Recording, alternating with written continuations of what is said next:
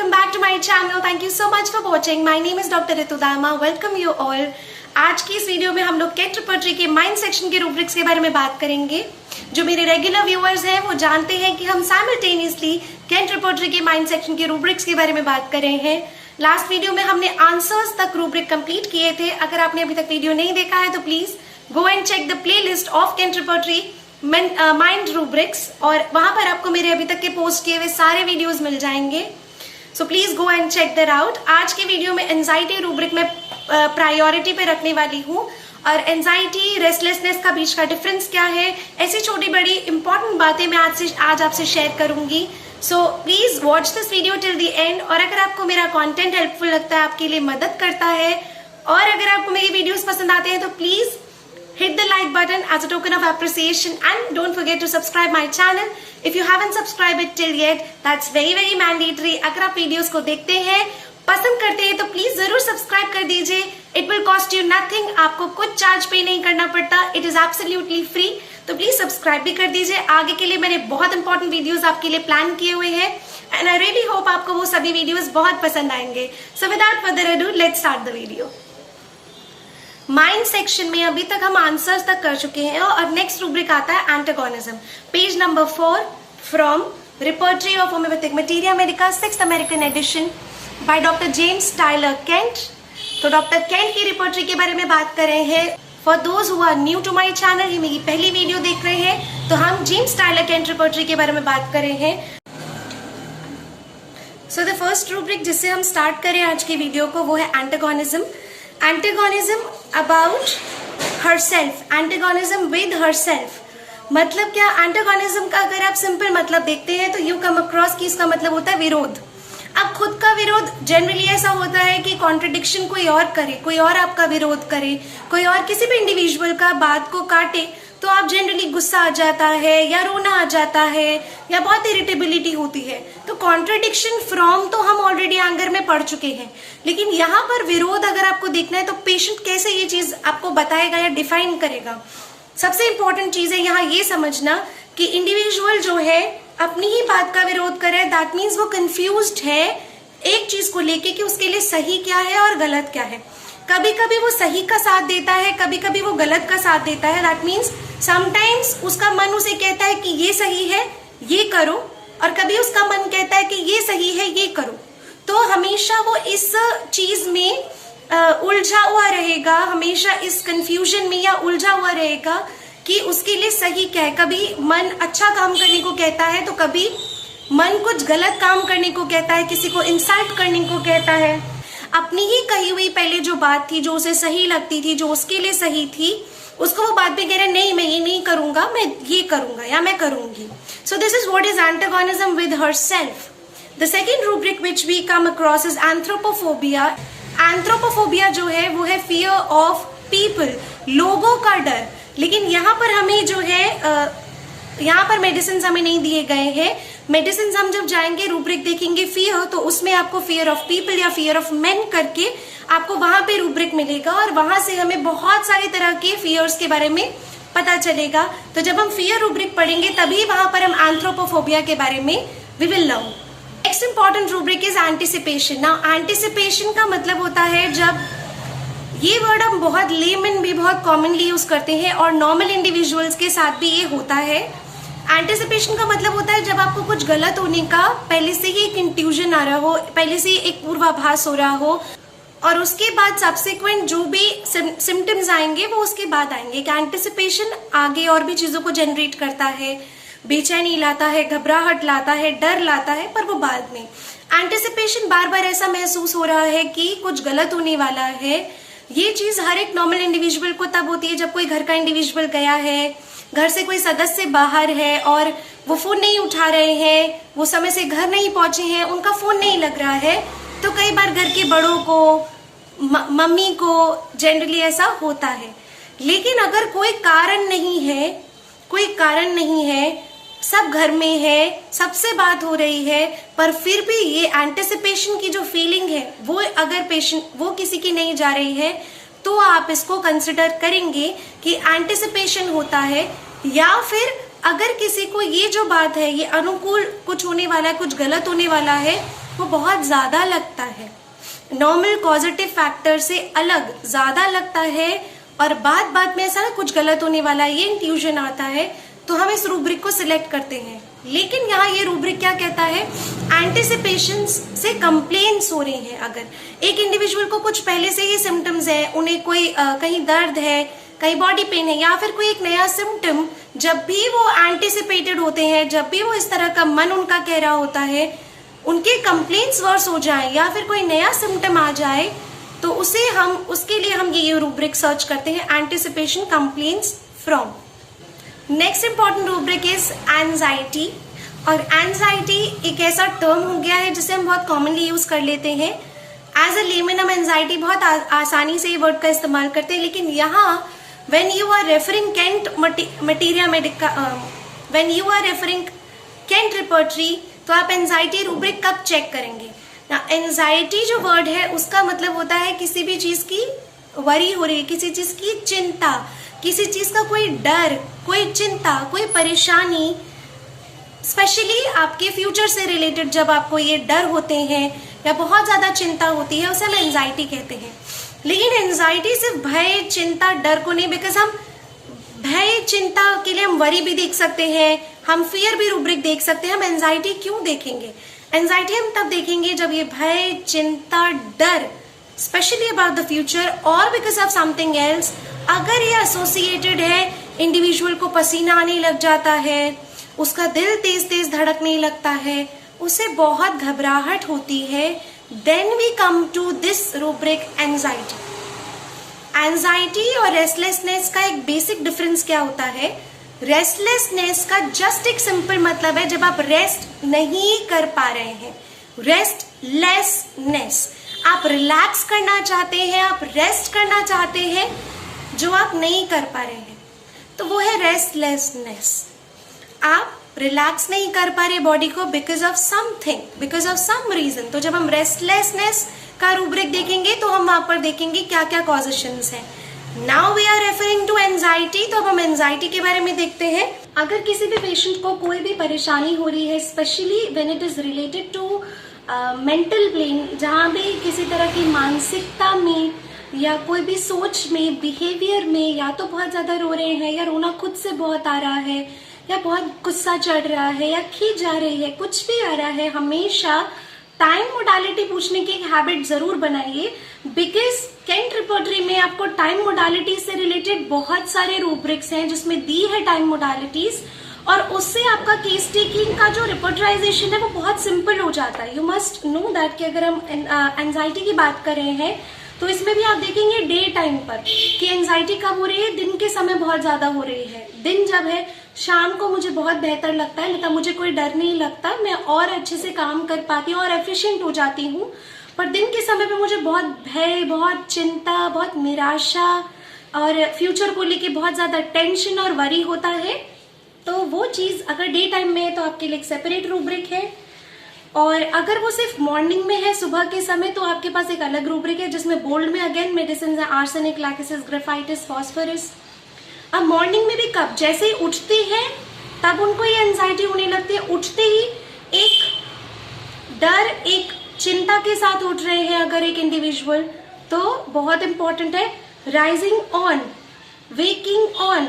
Rising on और waking on में क्या फर्क है? राइजिंग ऑन और वेकिंग ऑन में बेसिक डिफरेंस क्या है? सुबह उठे, और वेकिंग ऑन भी सुबह उठे। राइजिंग ऑन में क्या होता है कि एक इंडिविजुअल जो है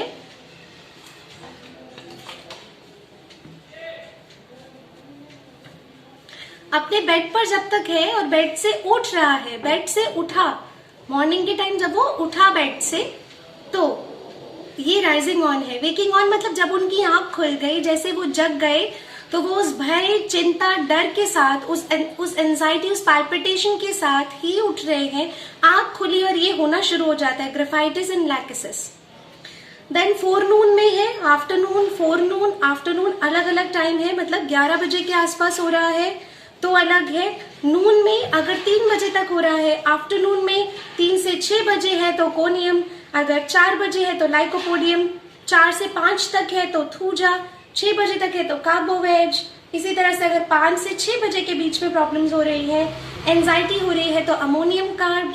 और अगर ये जो है ना तो इटैलिक्स में है ना बोल्ड में है, एक सिंपल फॉन्ट में है, लेकिन अगर आपको ये चीज बहुत हिट कर रही है एक पेशेंट में और बहुत आसानी से मिल रहा है, पेशेंट आपको डायरेक्टली बोल रहे हैं या अटेंडेंट बता रहे हैं कि 5 से 6 बजे के बीच में ही होता है, ये 5 से 6 बजे के बीच में ही रोज होता है और 6 बजे के बाद मैं बिल्कुल ठीक होती हूँ, 5 बजे से पहले मैं बिल्कुल ठीक होती हूँ, तो आप अमोनियम कार्ब चाहे वो सिंपल फॉन्ट में दिया हो वो भी बहुत अच्छा काम करेगी। आपको जरूरी नहीं आपको इटैलिक्स या बोल्ड में कोई मिले।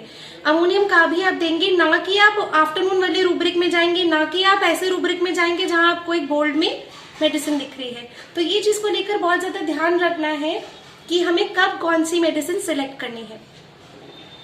अगर शाम के समय बहुत कॉमन है, इसलिए आप देखेंगे यहाँ पर ज्यादा से ज्यादा बोल्ड में मेडिसिन आपको दी गई है, क्योंकि शाम के समय एंजाइटी बहुत कॉमन है। बहुत सारे इंडिविजुअल्स में ये भय चिंता शाम को ज्यादा होने लगती है। शाम को भी कब 11 बजे तक, और जब रात को बेड पर लेटे, जैसे ही बेड पर लेटेंगे रात को तो होती है, तो उसके लिए है बेड पर लेटने से आराम मिलता है, तो एक सिंगल मेडिसिन है इटैलिक में mag carb, magnesium carbonicum. So this is a wonderful medicine. आंखें बंद करने पर एंजाइटी होती है तो क्लोजिंग द आईज ऑन, जिसमें मैग्म्यूर है एक मेडिसिन। अगर uneasiness and anxiety must uncover, अभी से हम पढ़ेंगे बेड इन और उसका सब रूब्रिक है uneasiness and anxiety must uncover. तो एक एंजाइटी हो रही है लेकिन साथ में अनईजी फील हो रहा है, बहुत अजीब सा, ईज नहीं लग रही, डिस्कम्फर्ट हो रहा है, अनईजी लग रहा है। आप पूछेंगे रेस्टलेसनेस है, तो वो इंडिविजुअल नहीं, मुझे रेस्टलेस नहीं होती हूँ, मैं बेचैन नहीं होती हूँ, ना घबराहट होती है, मुझे बस एक डिस्कम्फर्ट सा फीलिंग होती है, तो आप उसे अनईजीनेस में डालेंगे एंजाइटी के साथ। और कुछ ओढ़ने का मन नहीं करता, सब कुछ हटा देने का मन करता है, they don't want anything to get them covered, उन्हें अनकवर करके अच्छा लगता है। तो यू विल गेट बेराइटा का, पल्सटेला, मैगकार्ब, नाट्रोम्यूर। वॉयलेंट एक्सरसाइज फ्रॉम, अगर आप वॉयलेंट एक्सरसाइज करते हैं उससे ये प्रॉब्लम होती है, एंजाइटी होती है, तो ऑक्सैलिक एसिड। ट्वाइलाइट इन 6 बजे, 7 से 8 बजे, 8 बजे या फिर रात को प्रॉपर। अब वेकिंग ऑन यहाँ अलग दिया हुआ है और मॉर्निंग में आप देखेंगे वेकिंग ऑन अलग दिया हुआ है। तो दोनों क्यों अलग दिए हुए, वेकिंग ऑन यहाँ पर और वेकिंग ऑन मॉर्निंग में? तो मॉर्निंग में जब आंख खुलेगी तो अलग है, और अगर रात को आंख खुली है, रात को आंख खुल जाती है और परेशानी होती है, एंजाइटी होती है, रात को एंजाइटी के साथ आंख खुल जाती है, तो आप ये रूब्रिक देखेंगे वेकिंग ऑन। तो ये एक बेसिक डिफरेंस है जो हमें हर एक सब रूब्रिक के बीच में देखना है। मिडनाइट से पहले परेशानियां होती है तो अलग रूब्रिक्स है, और आफ्टर मिडनाइट अगर प्रॉब्लम्स होती हैं तो रूब्रिक अलग है। 1 से 3 बजे, रात के 2 बजे, वैसे तो अगला दिन हो गया है, पर सुबह के 4 बजे अगर प्रॉब्लम हो रही है। अब सब रूब्रिक्स में एक चीज बहुत इंपॉर्टेंट है, आपको कॉमनली क्या मिल जाता है और अनकॉमन क्या होता है। कॉमनली आपको मिलता है जब भी पेशेंट को एंजाइटी होती है उसे खुली हवा में जाके अच्छा लगता है, खुली हवा में उसे बेटर लगता है, बालकनीज विंडोज सब ओपन करके अच्छा लगता है। तो अगर आपको ये रूब्रिक मिल रहा है एयर इन ओपन एयर में एमिलेशन मिल रहा है, तो आप ये रूब्रिक देखेंगे ओपन एयर एमिलेशन। लेकिन एमिलेशन आराम नहीं मिल रहा है, ओपन एयर में ही एंजाइटी होती है, तो आप रूब्रिक देखेंगे ऊपर वाला। इसी के साथ अगर हम देखें अलोन व्हेन, जब अकेले होते हैं, when alone, anxiety when alone, तो अगर उनके साथ कोई है हर समय तो कोई परेशानी नहीं होती, लेकिन जब भी अकेला छोड़ दिया जाए तो उनको भय, चिंता, डर ये सब सताने लगता है। अब ये बहुत इंपॉर्टेंट रूब्रिक है जिसमें हम देखेंगे एंटिसिपेटिंग एंड एंगेजमेंट। बार बार ऐसा एहसास हो रहा है जैसे कुछ गलत होने वाला है, कुछ ठीक नहीं होने वाला, ये एंटिसिपेशन हो रहा है। कब हो रहा है? जब किसी चीज के लिए जा रहे हैं, कोई काम के लिए जा रहे हैं, कोई काम होने वाला है, कहीं आपको किसी इंपॉर्टेंट काम के लिए जाना है, whether it is a function, whether it is a professional meeting, किसी भी काम के लिए आपको जाना है तो आपको एंटिसिपेशन हो रहा है। और क्या हो रहा है? एंजाइटी भी हो रही है। तो anxiety and anticipation all together on engagement, तो इसको आप साथ में मर्ज करेंगे। नेक्स्ट इंपॉर्टेंट है पैरिशन फ्रॉम हॉरिबल वाइल अवेक, जब जगे होते हैं उस समय पे डरावने डरावने apparition भूत प्रेत। तो ऐसा इसकी वजह से या इसका डर लग रहा है। जब सीढ़ियां चढ़ती हूँ तो एंजाइटी होने लगता है।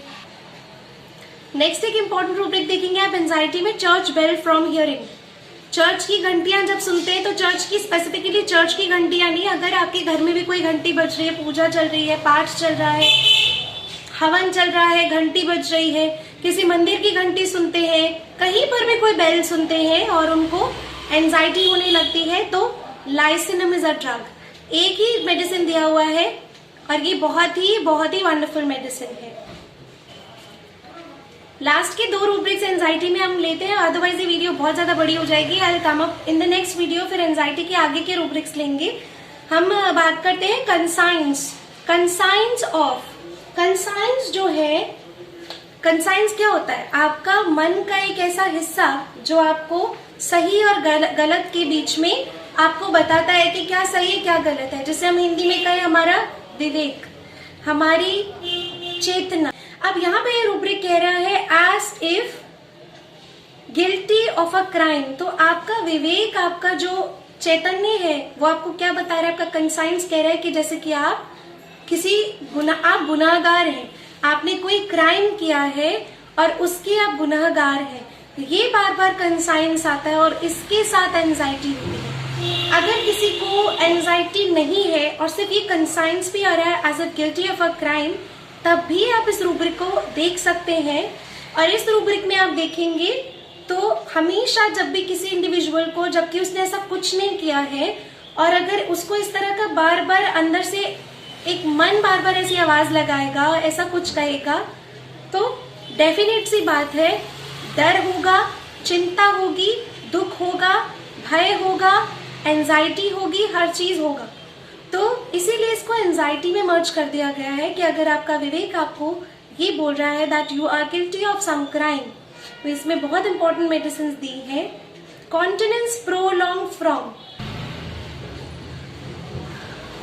अगर आप अपनी किसी इच्छा को, अपनी किसी डिजायर को, आप बहुत कोई स्ट्रॉन्ग डिजायर को अंदर दबाए बैठे हैं, उसे हम कहते हैं कॉन्टिनेंस। आपकी कोई फीलिंग, आप जैसे अपना कोई इमोशन आप बहुत दबा के अंदर रखा हुआ है, आपने छुपा रखा है, उसे कहते हैं कॉन्टिनेंस। बहुत लंबे समय तक जब आपने ऐसा किया हुआ है तो इसके लिए मेडिसिन है कोनियम। ना कोनियम आप देखेंगे सेलिबेसी के लिए बहुत इंपॉर्टेंट ड्रग होती है। जो भी सेलिबेसी अपनाते हैं, जो भी ब्रह्मचर्य अपनाते हैं, उनके लिए कोनियम बहुत इंपॉर्टेंट ड्रग है। अगर आप उसे पढ़े, एलन की नोट्स में से आप पढ़ सकते हैं, ये वर्ड आपको वहां मिलेगा, फ्रॉम सेलिबेसी। नाउ यहाँ पर भी कौन सी feeling? The desire of having intercourse, मतलब कि सेक्सुअल प्लेजर्स की फीलिंग या इंटरकोर्स की जो इमोशन है, एक डिजायर है, उसको बहुत समय से दबा के रखा हुआ है। हटाया नहीं, हटाया एक फर्क होता है कि आपकी एक इच्छा खत्म हो गई, आपकी डिजायर खत्म हो गई, लंबे समय से दबा के रखा हुआ है, तो इसे हम कहते हैं कॉन्टिनेंस। कॉन्टिनेंस प्रोलॉन्ग फ्रॉम, जिसमें है कोनियम। नेक्स्ट जो भी एंजाइटी के रूब्रिक्स हम नेक्स्ट वीडियो में करेंगे। And please do subscribe my channel if you haven't subscribed it till yet. Press the bell icon for further notifications. Stay tuned, stay connected with homeopathy. Bye bye.